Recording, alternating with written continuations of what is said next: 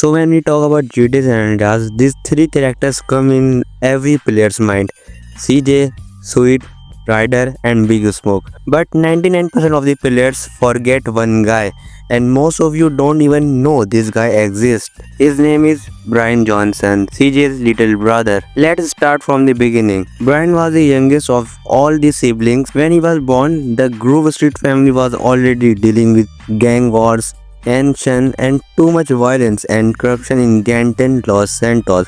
At that time, CJ and Sweet were already in gang life, crime, and facing big problems. Brian's life was very different than you think. Brian was still a kid when the families and Bala's conflict started heating up. He grew up watching crimes, wars, and violence, so he idolized his elder brothers, especially CJ. The reason he chose CJ is because CJ was a funny and friendly brother, so naturally Brian followed CJ everywhere. But Sweet was more strict, more protective.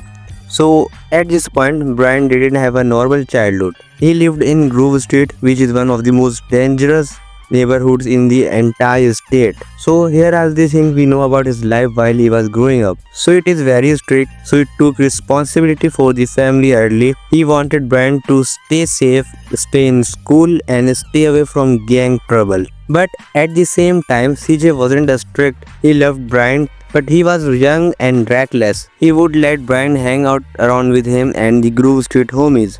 And this whole thing created a huge difference between CJ and Sweet. In the late 80s and early 90s, the Grove Street got worse. Grove Street families were starting to lose power.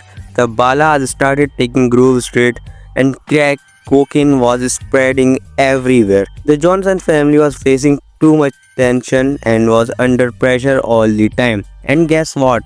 Brian watched all of this happening, and like many young kids in gang neighbors, he became curious and wanted to prove himself. This is supported by Sweet line: "You should be looking after Brian, CJ." This suggests Brian put himself in danger trying to be like his older brother. But sadly, in the early 90s, Brian died. And unfortunately, Rockstar never showed exactly what happened, but we know the 100% confirmed facts. Fact number 1. CJ was there when Brian died. This is proven when Sweet says, "You left us, you left Brian." This clearly means CJ was present during the event and he didn't kill Brian, but he was involved or nearby. And fact number 2, it was gang related. Sweet also says this dialogue: "I lost my little brother to these streets," which means it was not an incident and not a medical condition. It was gang-related street event that caused Brian's death. Fact number 3, CJ didn't save him, and that's why he feels guilty. The tone of Sweet's voice is full of blame, guilt, and emotional pain. CJ was the closest to Brian emotionally, but he wasn't able to protect him. And this implies in many scenarios this is the most widely accepted interpretation. Before all this chaos happened, this might have happened. CJ and Brian were outside, and at the same time, Balas drove by and tried to kill Brian or CJ. And unfortunately, CJ couldn't shield Brian, and here everything started.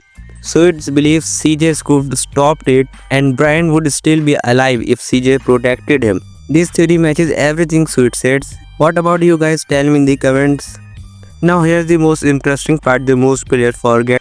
All of this, Sweet started blaming CJ, and CJ also blamed himself.